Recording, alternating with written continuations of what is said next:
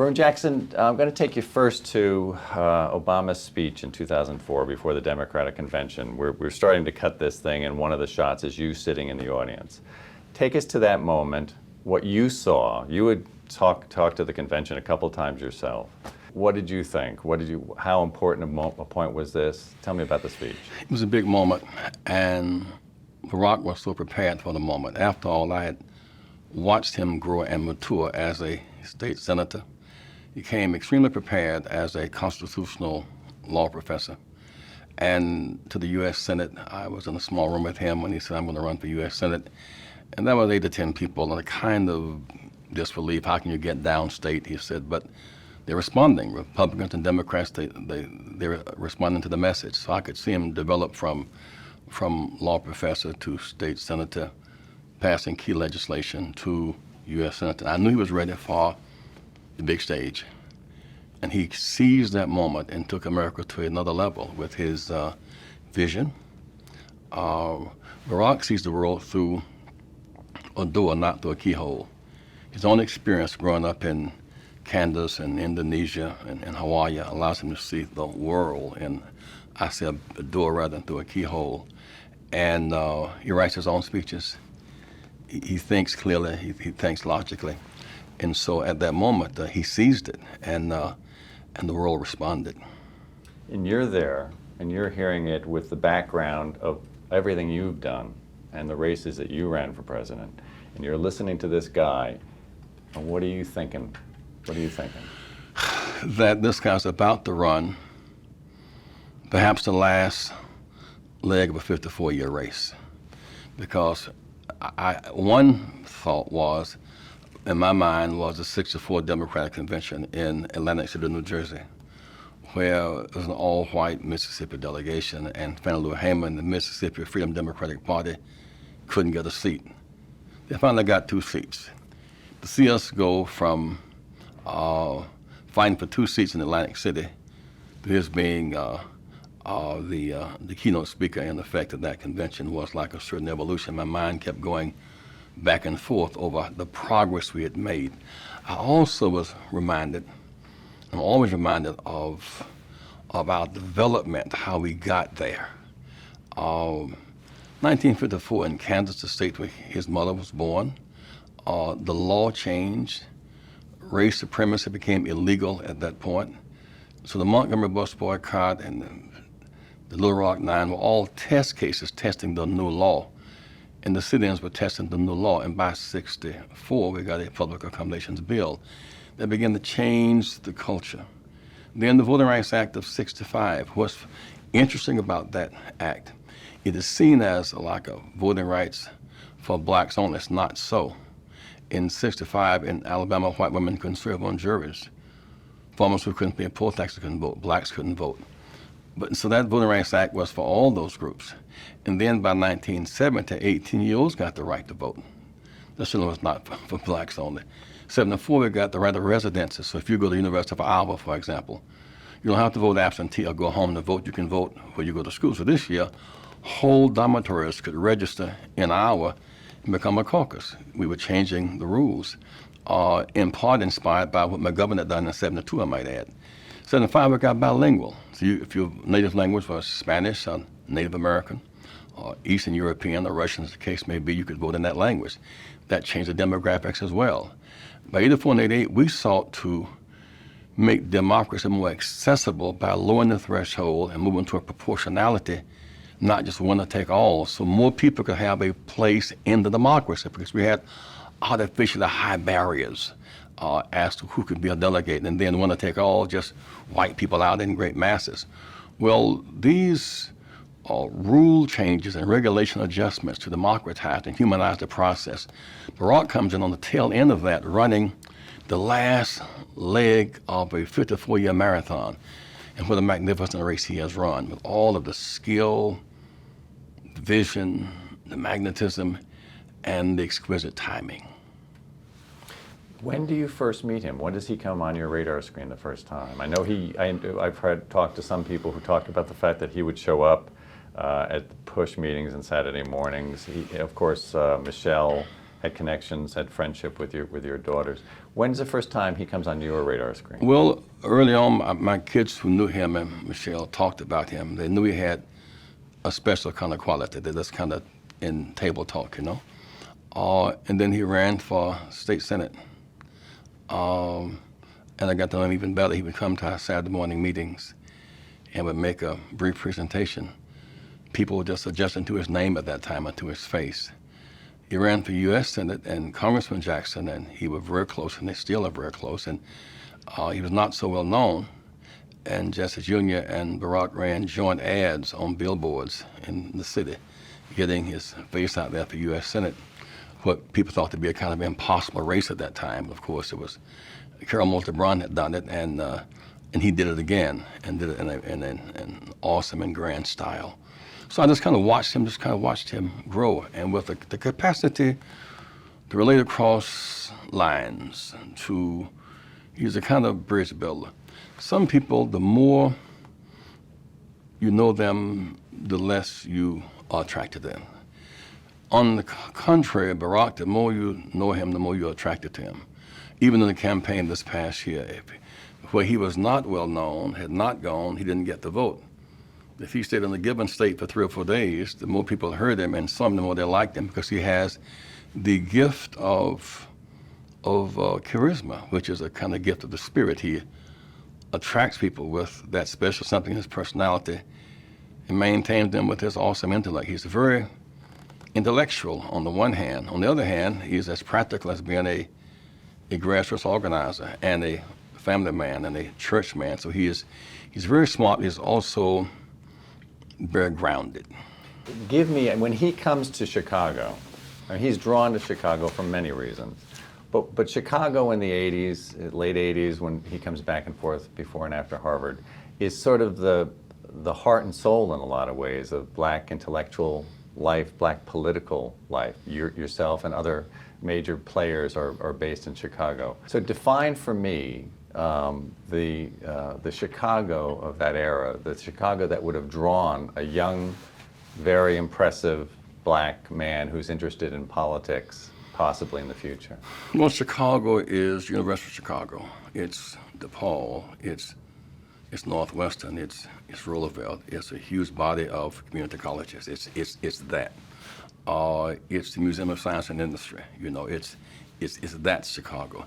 But also in many ways have been a very balkanized city, a city of many little cities, very defined ethnic communities. North side is as different from south side. West has 3 different cities. And yet, in some sense, Harold Washington's leadership helped to find some common ground connection between those sides of town. When Dr. King came in Chicago in 1966, it was very balkanized. When he led the open housing demonstrations in Gage Park, he said it was the most violent experience he'd ever had. I mean, he was hit in the head with a brick in Chicago. And it was a city under very tight controls. The machine was, most city workers worked as temporary paid assistants. And that is, if you didn't deliver your precinct, you could be fired.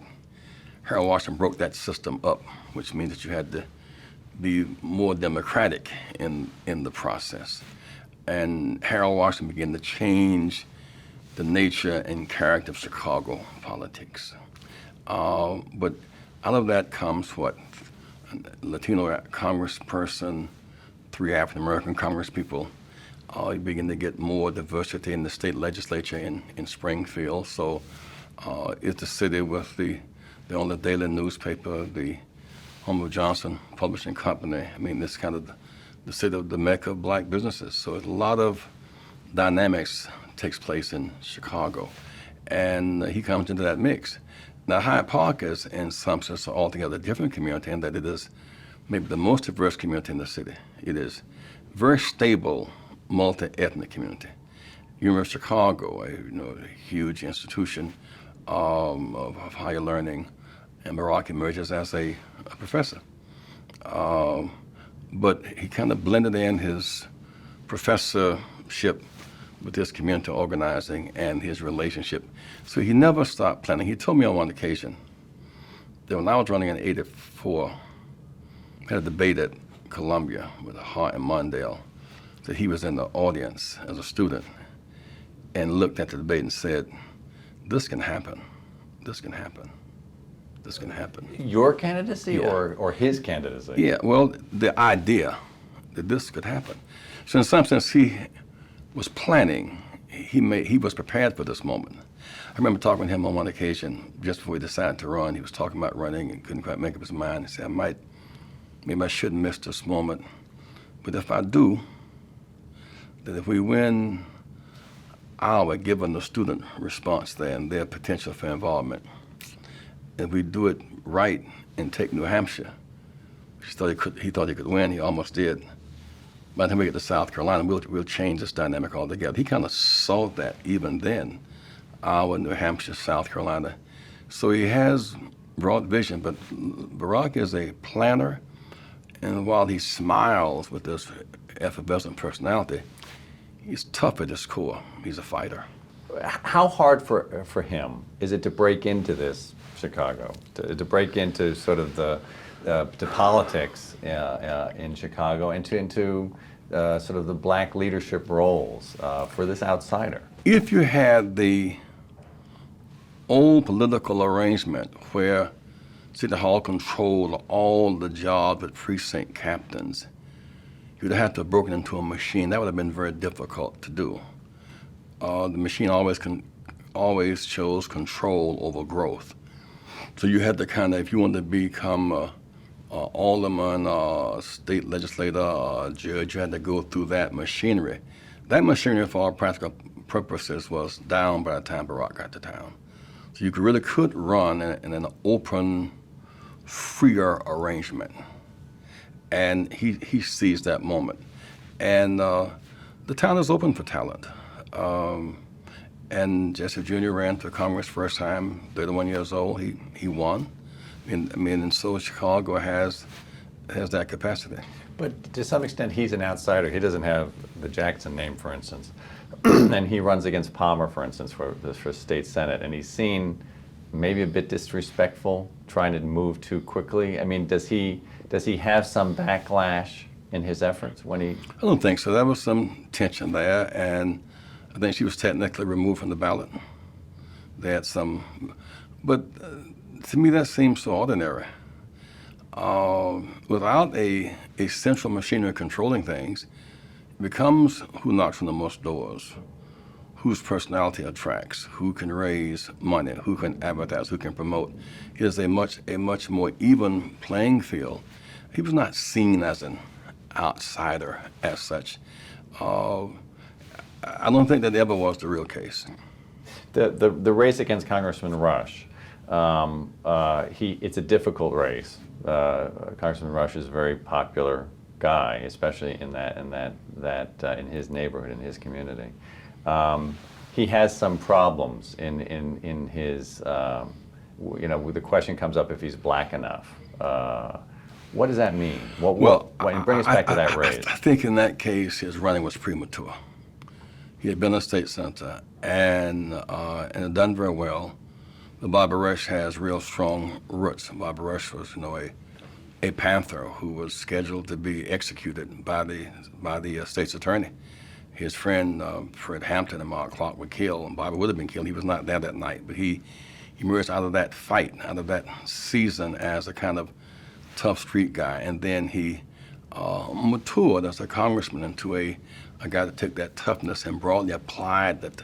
So Bobby Rush has had very real strength in the community, and now comes the guy who just got in the state senate going to take on Bobby Rush, and Bobby simply had too many tentacles for him to win that particular race. Good news for him, he lost, but he won.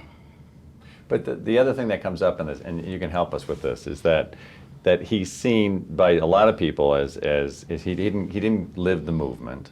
He wasn't really brought up in a black community or really a black family. That there's a fear. I mean, tell me if I'm wrong or what the truth is here. There's a fear is that he's not a black enough politician, whatever that means. In other words, he cannot connect enough to the community to define and to push forward the needs of the community. Well, I always became a bit hesitant on this question of black enough. Our community is so diverse. Some of us have the Caribbean experience. Me and Soka Carmichael and Colin Powell, you know. Some of us have the Southern experience, you know, not Northern enough. Some have the urban ghetto experience. So ours is a very diverse community of different experiences that kind of make up the mix. And Barack, of course, is very smooth and talented and scholarly. But his presentation was always so good. It always worked. And our community has higher aspirations, even though some may have been a bit hesitant. Barack represents our community's aspirations. I mean, any mother or father would want their children to be like Barack and Michelle. Even those who talk about their being intellectual, her Princeton, Harvard training, his Columbia, Harvard training, any parent would want their children to have that. And then to come back and commit to public service with his work as a professor and as a state senator, her work in the University of Chicago hospitals. And so they are a kind of model family of our aspirations. And so I thought that the idea of not being black enough was always a cheap shot, and it's proven to be true. Most people do not see that as any barrier between them and supporting Barack and Michelle. You know Michelle very well. Tell us a little bit about Michelle and the importance of Michelle and her credentials, her background, who she is, to his political as well as well-being. Her roots in Chicago are deeper than his roots in Chicago. She comes from a middle-class working family with working family values and strong church values. She went to public school, and she and my daughter were classmates. They were friends. And so she has roots there. And so she would know people he did not know, and know places he would not know, or places to go. And they are an ideal couple to that extent. They complement each other very well. She is at once intellectually smart, though she does not wear that as a badge. But she's grounded in her family life, in her religion, in her sense of community. And she would tend to know nuances that Barack may not know, but together they make this awesome combination. And to leave a public school system, in Chicago last year, like 500,000 children, only 6,000 finished college. I mean, it's problematic, these urban public schools, with the disparity in funding and lack of facilities and the like. Of course, she went to Whitney Young, which was one of the better high schools, but she did well at it. Then on to Princeton. Of our kids who go to college from Chicago, half of them flunk out the first year, don't make it for one reason or another, but she made it well at Princeton. And then on to Harvard Law School, so she becomes, again, one of these models of what one wants their child to be or to become. And never lost her touch with the common community. We used to exercise at the same place. From 5 to 7 a.m., she's in the gym, and like working like she's preparing for the Olympics. Help us also understand, one of the things is as he's getting more and more involved in the community, he ties in Trinity Church and to Reverend Wright. Explain the importance. I'm sure the Trinity was also probably very important in activities involving Push as well.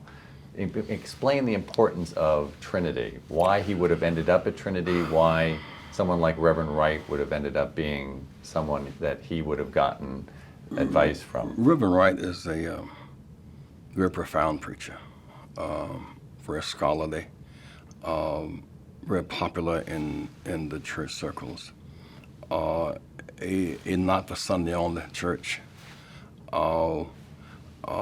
real free Mandela, free South Africa type emphasis when other churches are just doing traditional services, real HIV/AIDS outreach when others were still reacting to it on religious terms, a a church that made a way for gay people to have a sense of their personhood, a place where the common people, also lawyers, doctors, and judges attend that church because it's so well presented. The production, I mean, the choir, the singing, the preaching, the scholarly topical preaching, and so it's a good, solid service, and that's why the membership is so great. And in the political interpretation, relevant messages always come from that church. I thought it was very unfair, unfortunate that the Reverend Wright got excerpted into the margins, as it were. I mean, the idea within preacher circles, prophetic circles, to say that here is a very endowed young white woman, and I guess a young black male from a single-parent household, and look at them now. That was not to put Hillary down. That was trying to exalt how God can take a little and do a lot with it. It was an attempt to show those in the audience that you can make it against difficult circumstances. You can master the odds. You can run a faster race, get up early and overcome odds. And I remember when I was running for president in '84 the first time, and there I sat with Governor Hollins, who had been the senator, who had been governor when I was growing up, and Senator Glenn, who had been to the moon. And someone said, just you're sitting on the same stage with these guys now, you're all equal. I said, no, I had to come from further to get there. I had to overcome more odds. And Reverend Wright understands the odds. And so you have to take people who are down, lift them up to run faster. And it was just, that church would be an attractive place for many thinking people. And when the whole controversy hit, were you surprised? Was it sort of a sad event? And how do you think the campaign dealt with the controversy? Well, I thought that Barack was as tolerant, as loving as he could be. The speech he gave at Philadelphia, I think, referring to Reverend Wright as a mentor and a favorite uncle, was trying to show his love and his compassion. And then, of course, after the press club event, the campaign couldn't handle that trauma anymore, so he had to withdraw. It was a painful withdrawal for the both of them because he's a man who had done a lot together, but under the eye of, in the political eye, people tend to magnify what they want to exploit, and that was a very painful separation. His speech. Did you think at some point he would have to do "quote unquote" the race speech? I mean, did at some point did he have to make that speech anyway? What were your thoughts on that? Well, it was good. He did it so well. America's history is grounded in race supremacy. It was 246 years of legal slavery, where the law, the theology, the sociology, the economics was built on the slave trade. For 2 centuries, our biggest business was selling and buying people and working without wages. We were really deep in slavery. We fought a war to save the Union, to end slavery. And then we backslid, and after 1877 went back into it again. And then up until 1954, 300 years of race-based law and culture. So it's very deep in the DNA of America. We've done much better the last 54 years, overcoming the roots of race and gender disparity. When I saw Hillary and Barack campaigning in Mississippi, the state where Serena Goodman Cheney had been killed, 2 Jews and a black, where Emmett Till was lynched, where Meg Evans was killed, about the right to vote, essentially. And so the governor declared, a Republican governor, that this would be an open, free, fair election, and it was. To see whites voting for Barack and to see men voting for Hillary, it was clear Hillary and Barack had become the conduits through which a new and more mature America was expressing itself. I mean, it was not that long ago that we found at the ballot boxes in Mississippi and the South terror. Now to see people openly and freely voting for African American, for a woman, said a lot about America's growth and maturity. I think, interesting enough, a lot of that's coming out of the culture itself is in a kind of move toward the better. There's unfinished business, to be sure. But look at the Super Bowl game, 100 million people, looking at the Super around the world. And you're choosing uniform color, not skin color. You're choosing your team versus the other team. I was in Florida 2 years ago when the Bears played the Colts. I saw two white women coming down Collins Avenue pushing their babies in carriages and their husbands wearing Tony Dungy on their jerseys, the black coach from Indianapolis. And so two young blacks jogging down the street wearing Brian Urlacher jerseys, a white linebacker from Chicago. And that was about blue and orange versus blue and white. I mean, that kind of integration of our culture has been removing artificial fears and barriers in that arena.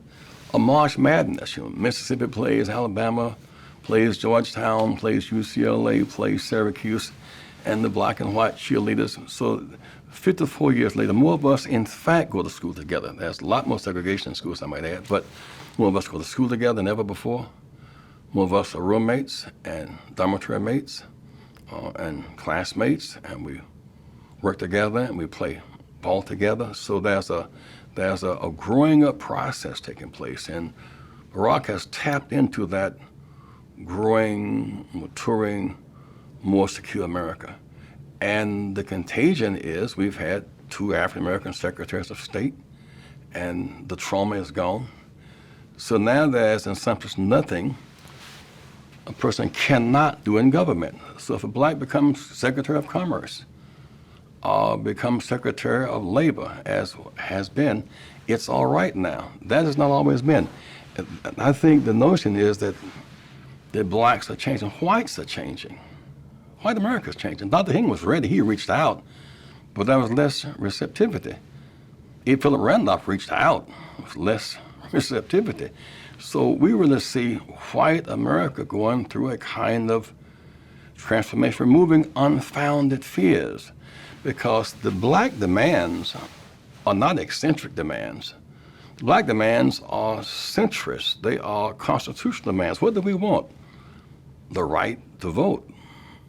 What do we want? The right for the vote to count. What do we want? Equal protection under the law. What do we want? We want laws enforced. What do we want? The right to move where we choose. The right to grow based upon ability. So those basic demands for African Americans is central to the Constitution, central to the American dream. So Barack has tapped into that common ground, something as I think as we move in some sense from historic racial battleground to economic common ground and moral higher ground.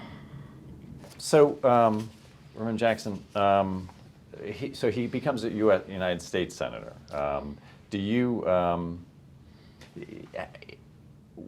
What does he represent at that point? Does he come to you for advice? Is he sort of, what are his goals at that point as you see it when he becomes senator? Well, being the only U.S. Senator, of course, he stood out on that ground alone as an African American. But he immediately moves in, as he had done in the state Senate, working across party lines, building relationships. Barack is at ease with Republicans and Democrats. Because I think in his own head, he sees the Republic over Republicans. I really think he sees democracy over Democrats. And he thinks a lot of the lines are artificial. So he just, and on a given issue, if you agree with somebody on 7 issues out of 10, only use the 3 to not relate, use the 7 to build on. That's his kind of calculus. And so no one is 0-10 or 10-0. Now he decides to run for president. Does he come to you as the one who, a lot of people will sort of say, had to break down the doors, that he, to some extent, has been able to breeze right through? We talked about it on 2 or 3 different occasions, usually at the sports club, where we exercised together. But he had his finger in many pots planning. I was not one of his consultants, nor advisors, nor surrogates. I was just a supporter, but a very passionate supporter, because I thought that his running win or lose was a breakthrough, whether it was for '08 or '12, as the case may have been. No one could have seen what has happened now, finally. But it was clear to me that he had the stuff it took to take it to the next level. And I thought it was good for the cause of human rights and social justice and reconciliation and peace. Does he see himself as the next generation of civil rights activists? Or does he see, I mean, he keeps on saying past racial politics or whatever, but do you see in the way he responds to what he's doing that in fact he does see himself as the next generation, the next stage? Well, he's the next stage, but core to America's quest for justice is racial justice and gender equality and workers' rights, children's rights, environmental rights, and peace. That's at the core of our needs. And of course, today, while there are more cross-voting in politics, which is phenomenal, we have not addressed economic disparities, which are real. That's why my yearning is for an urban policy that the remedy matches the depth of our problem. In our urban America, we have 40 and 50% unemployment rate in many pockets, which is past depression levels. In urban America today, for the most part, plants are closing, tax base eroding, jobs leaving, drugs and guns coming. We have too little port security to stop the flow of drugs. We've made semi-automatic weapons legal. Murder rate is up. We've lost 4,500 youth thereabout in Iraq in 4 years. We lose 30,000 a year at home to gunfire. 100,000 are injured. We lose 7 times more per year than we lost in Iraq in 5 years. Taxes up, services down, first-class jail, second-class schools. That's a big deal. That's structural inequality. And on the structural inequality, the lack of attention to what's priority. So levees collapse in New Orleans, Illinois, Iowa, Missouri, and bridges collapse in Minnesota. That requires a real Roosevelt-type New Deal vision to reinvest in America, our infrastructure, and close these disparity gaps and put America back to work. I really long for that. When he's you have been close, of course, to the Clintons in the past. Members of your family were very interested in the Hillary Clinton campaign. Do you think the Clintons got the threat? You're talking politically here of what Obama represented to them in the beginning as the primary started? They underestimated Barack, and that was a good thing for him. And her managers miscalculated his impact and his growth, and just how smart he is. And he's scoring heavily in Iowa, going after both the war as the issue and the youthful appeal he has. The fact that youth can now vote, residents or students in Iowa can now, but they may come from New York and Chicago and California, can literally register and vote in Iowa and go down and become a whole caucus. That was a huge calculation he made that paid off for him. That was a major shift in the demographics of the voting process.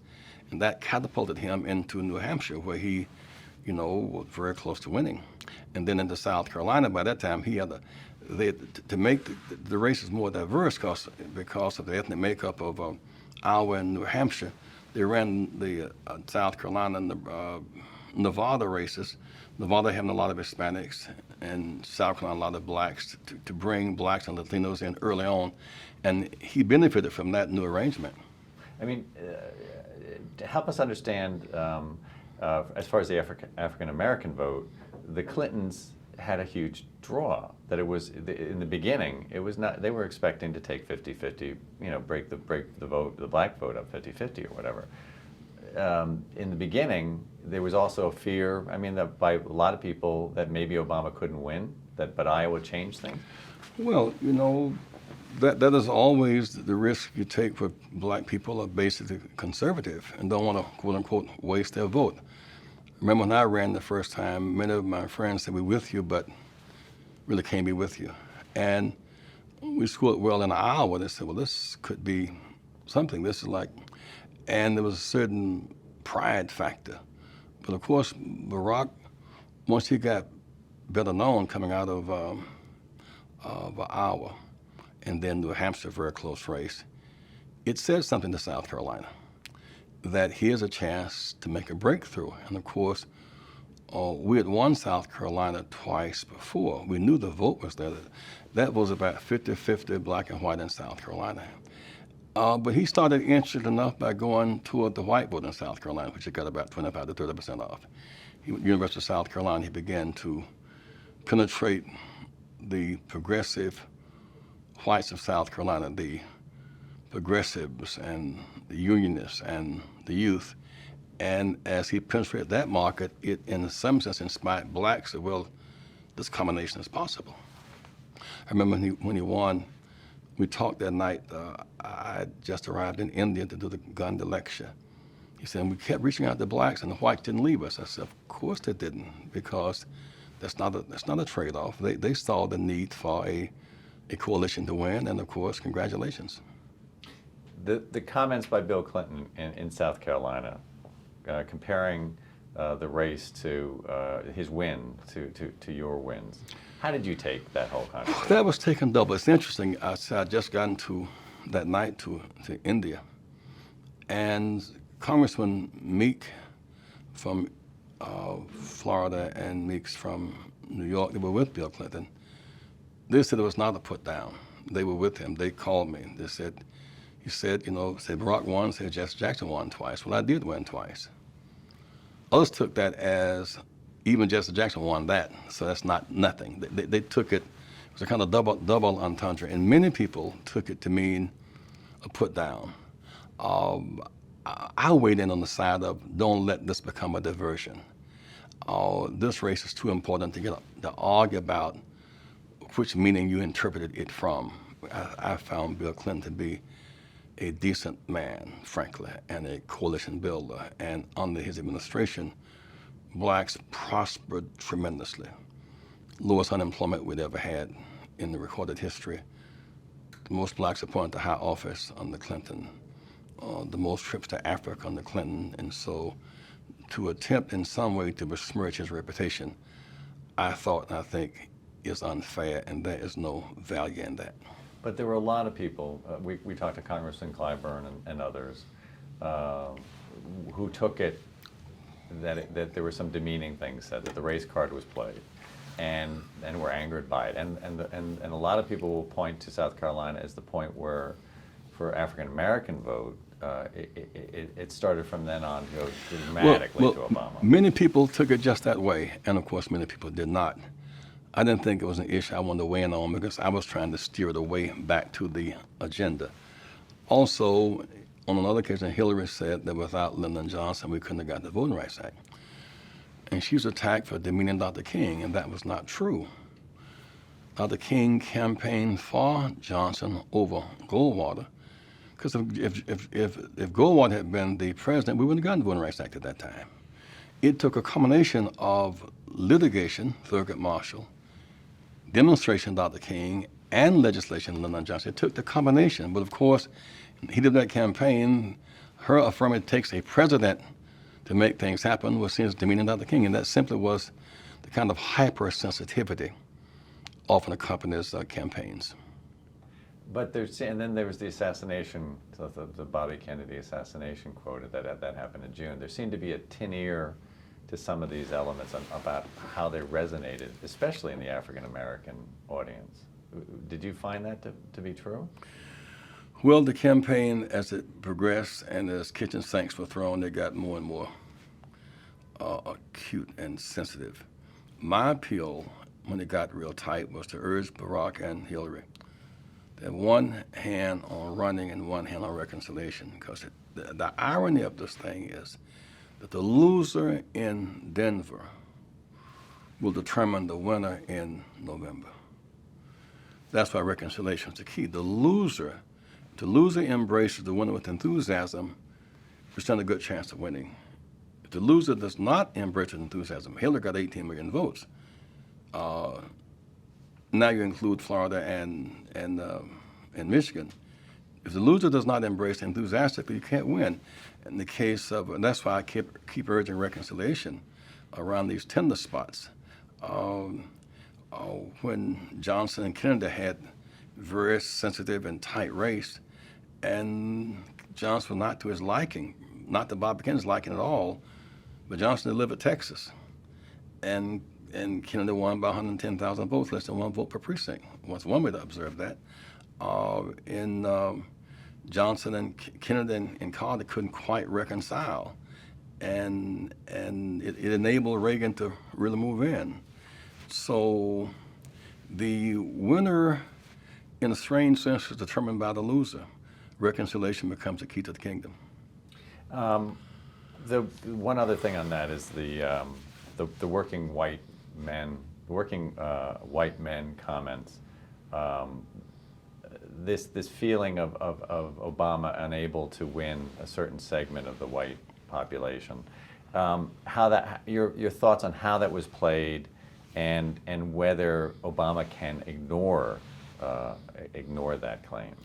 Well, all Barack really can do is keep conveying a message of inclusion.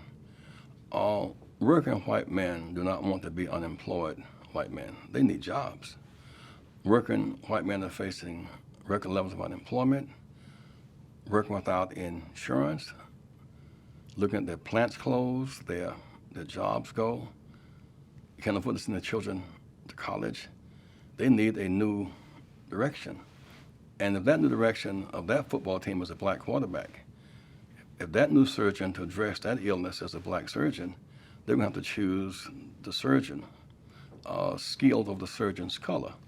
And that's why Barack keeps saying that there's a common ground thing. When the plants close and the lights go out, we all look amazing and similar in the dark.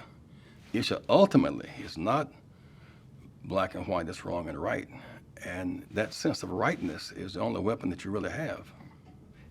Also, this issue of the New York Times, Matt Bai article in the New York Times and stuff, talking about this, a difference between, a divide between the civil rights generation of black leadership compared to this new generation of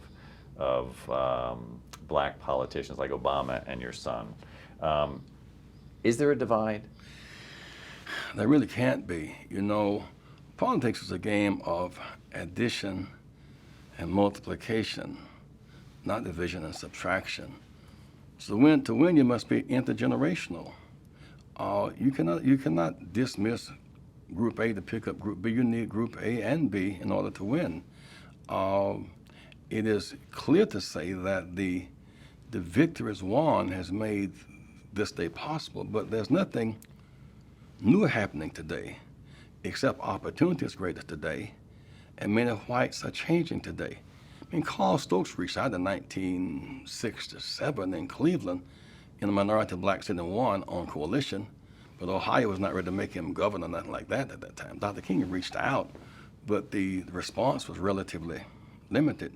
We've been reaching out for a long time, but there's now greater receptivity by whites to vote for blacks all across the South, even in county positions and mayor positions. So that this generation has a readiness, but it is meeting a receptivity rather than a rejection, and that's the fundamental change. But the accusation that the older generation of black politicians were actively standing in the way of Obama, were against his running.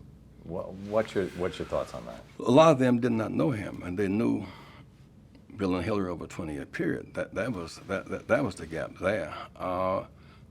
She presumably was going to win, and they knew her, and that was a reason for buying into that relationship.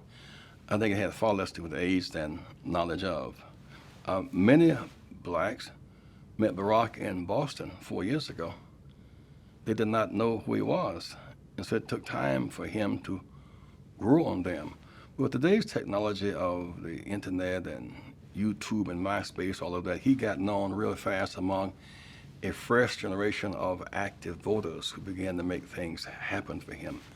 But those gaps are closed. You need both Barack in his 40s and Charlie Rangel as chair of House Ways and Means in his 70s, and John Conyers as chair of House Judiciary in his 70s. So this playing of the age polarization is not healthy, and it's not realistic. In South Africa, you needed Mandela and Thabo Mbeki. You needed the youth and the aged in order to have a kind of creative synthesis. But this issue then, is it a false issue of an antagonism that to when you go beyond racial politics, you ignore a lot of the important issues that you guys were pushing for many years? And just this might be a good place to sort of ask the question of, your comments on Fox, which got a lot Let me come back to that first. Sure. You take the issue of affirmative action. It's seen as a black issue. Affirmative action is a majority issue, not a minority issue. It's Title IX, majority of white women and women of other hues. And Title VII, it's a majority issue. Because of it, it is illegal to lock out women and people of color out of schools and out of jobs. The result is we have more educated people, more productive people, we have stronger consumers, we're less dependent upon guest labor to do our work. And so I spoke to a group of young basketball players, females, some time ago in Michigan, majority white team, and I said, your position on affirmative action? They said, well, about 50, I'm not sure we follow affirmative action. I said, your whole team is affirmative action. You're Title IX. It's illegal to lock, if you have a boys team, you must have a girls team. You have a girls facility, a women's coach, because under Title IX, you must have, in a sense, male and female, not just black and white.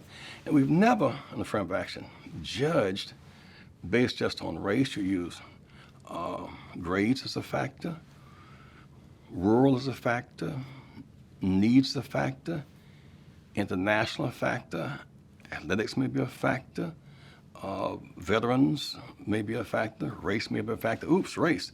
That's the only category that creates a polarizing reaction. But there are about 10 or 12 categories that qualify one for affirmative action, including needs. People in Appalachia get scholarships often based upon need, not just based upon race at all. So these issues are real, and the reason why you cannot ignore the issue of racial justice and trade off, African Americans are number one in infant mortality. Our life expectancy is 7 years shorter than whites. Number one in unemployment. There are about 2.4 million Americans in prison. 40% are black, 20% are Latino. Over 1 million blacks in jail today. We go to underfunded schools, these first-class jails and second-class schools. And so this issue of the urban dearth of opportunity is growing heavily upon our economy, upon our moral claim. And so this issue of racial justice, gender equality, and some need to address it more directly will not go away. So let's deal with the comment, because there was a lot of news about it. Your comments, do they in fact define some anger towards Obama's inability to tie into some of the issues in a way that is important to the First of all, I am very embarrassed by that. I lowered my own standard. For that, I have deep regrets, and let many people down who look up to me for leadership. So I had to go to the desert and pray and fast for 10 days to make sure that my heart and my lips are reconciled. So those comments do not represent who I am, nor what I believe, really. My other central message was that the message of responsibility is a good message. Responsibility, self-reliance, self-respect, self-determination. Those are good qualities to have, but you need government intervention to address massive unemployment when you got bridges and levees falling, when you got a mass number of kids who are not finishing school and can't afford to go to college. We need some plan, some urban policy as emphasis. Now, Barack has addressed that in a meaningful way, And the press is more interested, it seems, in responsibility and than they are in his structural recommendations. But that is my earnest appeal that just as Roosevelt brought in a kind of New Deal, and then a fair deal, and then Johnson, a war on poverty, these abandoned urban cities need a kind of New Deal, a kind of war on poverty. When in New York, you maybe have 50% black male unemployment. They need more than a sense of responsibility. In Detroit, where these plants have closed and gone to China and to other places, while shoes now manufactured in Indonesia, they need jobs, and they need a trade policy that will not undermine the American worker. We've globalized capital, we've not globalized labor. We've not globalized the environment, and we must. That was my earnest appeal. But just to finish this up, there's not a fear within some of the older black important politicians' leadership that Obama perhaps misses the boat a bit on understanding the needs of the black community, that maybe he goes too far in trying to win the white vote? Is there a fear that, he wants to transcend race, but in fact, to some extent, you can't transcend I think he race? wants to reconcile race, not just transcend would be escaping. He wants to reconcile it and find out what you have in common. That's what he's really working on. I remember being in Iowa in '88 one night out in Greenfield, Iowa, and the kind of unstated issue was race, and the place was really packed with children. So I said to two farmers with their grandchildren, I said, let's discuss it for a minute. You look at blacks in Chicago through a TV lens, and you see a lot of unemployed guys. They came to Chicago to work for Zenith, and they came to work for Spiegels. These plants have closed. That's why they're unemployed. But you think they're lazy. They see you through a lens. They see you out here, a farmer, getting subsidy and not working. They think that you are lazy too. You don't know each other. I said, the fact is you've been eaten up by corporate farmers. They've been eaten up by plants leaving. You have a lot in common. So one farmer said, I understand, but we're not ready yet. We're not there yet, but don't give up on us. And I then took pictures with their babies, and we smiled and walked away. I wish I had those pictures today. They were saying, but we understand culturally we're not ready yet. That's the case of Tom Bradley, when whites just simply wouldn't vote, and we're not ready yet. But now their children are ready.